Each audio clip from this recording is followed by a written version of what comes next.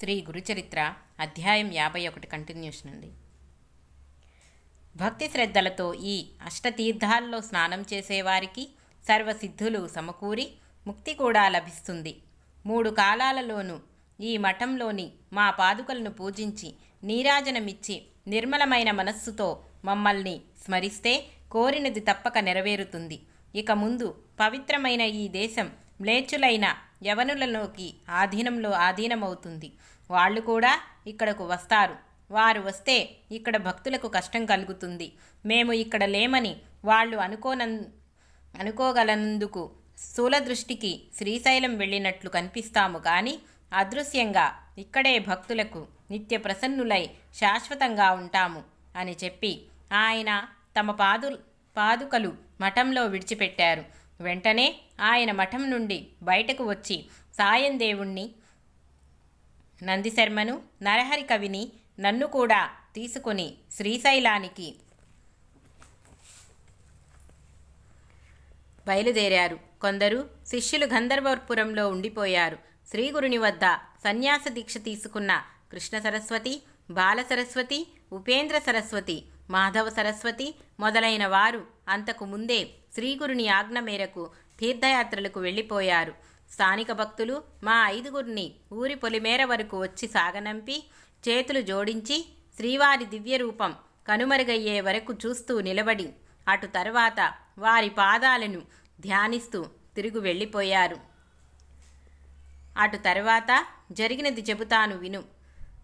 వెనుక శ్రీగురుడు వైద్యనాథ క్షేత్రం నుండి బయలుదేరినప్పుడు వారి వద్ద సెలవు తీసుకొని తీర్థయాత్రలకు బయలుదేరిన శిష్యులు వైడూర్య నగరాన్ని పరిపాలించిన యవనరాజు శ్రీగురుని ఆజ్ఞానుసారం కొంతకాలం ముందే శ్రీశైలం చేరి అక్కడ వారి రాక కోసం ఎదురు చూస్తూ ఉన్నారు. బహుధాన్య నామ సంవత్సరంలో ఉత్తరాయణ పుణ్యకాలం వచ్చింది. కుంభరాశిలోనికి సూర్యుడు, కన్యారాశిలోనికి బృహస్పతి ప్రవేశించారు. అది శిశిర ఋతువు. మాఘమాసము, కృష్ణపక్షము, ప్రతిపద పాఠ్యమి. శుక్రవారం నాడు శ్రీగురును శిష్యులమైన మా 4గురితో కలిసి శ్రీశైలం వద్దనున్న పాతాళగంగ వద్దకు చేరారు. అక్కడ ఆయన స్నానం చేసి ఒక పుష్పాసనం సిద్ధం చేయమని మమ్మల్ని ఆజ్ఞాపించారు. మేమంతా త్వరగా పూలు సమృద్ధిగా సేకరించి వాటిని అరటి ఆకులపై అమర్చి ఒక పూలనావ సిద్ధం చేశాము.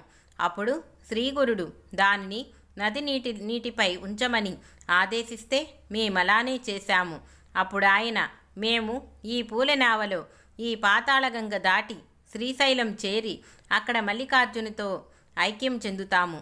మీరందరూ వెనక్కు తిరిగి గంధర్వపురం వెళ్ళిపోండి అని చెప్పారు. కానీ మేము నివ్వెరపోయాము.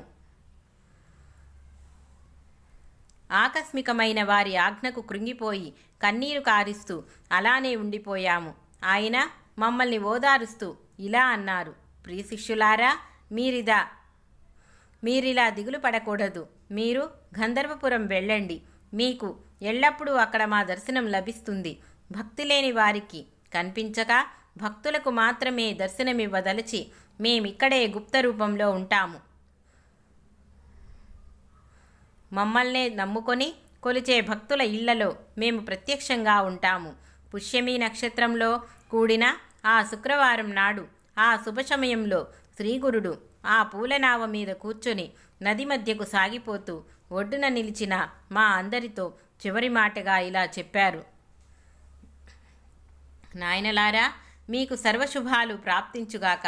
4గురు ఒక్కచోట చేరి మా చరిత్ర పారాయణ చేసేవారు, అందులోని స్తోత్రాలు పఠించేవారు, నామ సంకీర్తన చేసేవారు మా ప్రీతికి పాత్రులవుతారు. మా కథామృత గానం చేసేవారింట్లో 4 పురుషార్థాలు సిద్ధులు నిత్య నివాసం చేస్తాయి. జీవితాంతము అష్టైశ్వర్యాలు, అటు తర్వాత ముక్తి సిద్ధిస్తాయి. మేము ఆనంద నిలయానికి వెళుతున్నాము. మేమచ్చటికి చేరగానే అందుకు గుర్తుగా మీ వద్దకు 4 తామర పువ్వులు ఈ నదిలో కొట్టుకొని వస్తాయి. మీరు 4గురు వాటిని ప్రసాదంగా తీసుకోండి. మీరు వాటిని ప్రాణం కంటే ఎక్కువ విలువైనవిగా భద్రపరుచుకొని పూజించుకోవాలి. ఇది మా ప్రమాణం. దీనిని సంశయించరాదు అన్నారు. ఆ నావ ముందుకు సాగి కొద్దిసేపట్లో కనుచూపు మేర దాటిపోయింది. అయినా తాము ధరించిన కాషాయ వస్త్రంతో తమ తలను కూడా కప్పుకున్న వారి రూపం దివ్య తేజస్సుతో మా హృదయాలలో అలా నిలిచిపోయింది. ఇలా శ్రీగురుడు తమ అంతిమ సందేశమిచ్చి ఆ పుష్పనావలో కొంత దూరం వెళ్ళి అకస్మాత్తుగా అంతర్హీనులయ్యారు. అంతలోనే ఆ పుష్పాసనం గాని స్వామి గాని కనిపించపోయేసరికి మేమందరం కన్నీరు కారుస్తూ ఆ శూన్య ప్రదేశం కేసి చూస్తూ ఉండిపోయాము.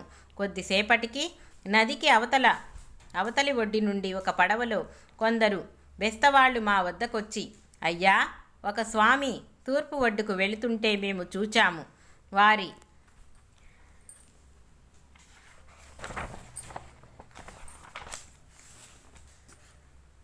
వారి కాళ్లకు బంగారు పాదుకలున్నాయి.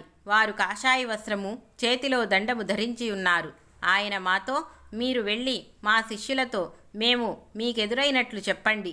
4 పువ్వులు నదీ జలాలపై కొట్టుకొని వారి వద్దకొస్తాయి. అవి తీసి వారికివ్వండి.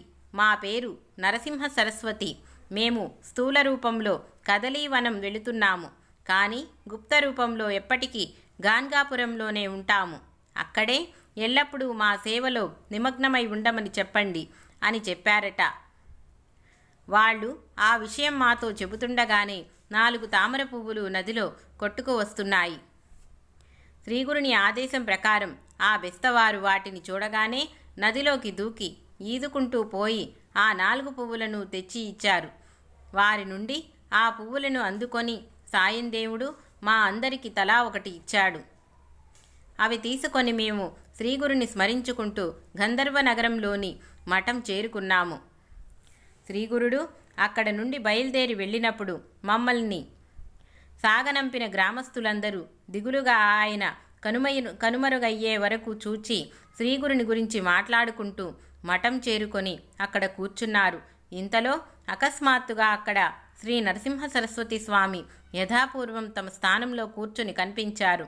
ఆయనను చూచి అందరూ ఆశ్చర్యకితులై నమస్కరించి లేచేసరికి వారి రూపం అదృశ్యమైంది. అంతటితో గ్రామస్తులందరూ సంశయాలన్నింటినీ మటుమాయమై ఆ అవతారమూర్తి సామాన్య మానవులని తలచటం ఎంతటి అపచారమో వారికి అర్థమయ్యింది. అందరూ ఆ సర్వగతునికి సాష్టాంగ నమస్కారం చేసుకొని తమ ఇళ్లకు వెళ్ళిపోయారు. అప్పుడు నామధారకుడు, స్వామి, ఆ పువ్వులు ప్రసాదంగా పొందిన మహాత్ములెవరు అని అడిగారు. సిద్ధయోగి స్వామికి శిష్యులెందరో ఉండేవారు. వారిలో బాలసరస్వతి, కృష్ణ సరస్వతి, మాధవ సరస్వతి, ఉపేంద్ర సరస్వతి ముఖ్యమైనవారు. వీరేగాక ఆ శ్రీశైల యాత్రా సమయంలో సాయందేవుడు, నందిశర్మ, నరహరి, నేను మాత్రమే స్వామిని అనుసరించాము. ఆ పువ్వులు ప్రసాదంగా లభించినవి మాకే. నాకు దొరికిన ప్రసాదమిదిగో చూడు.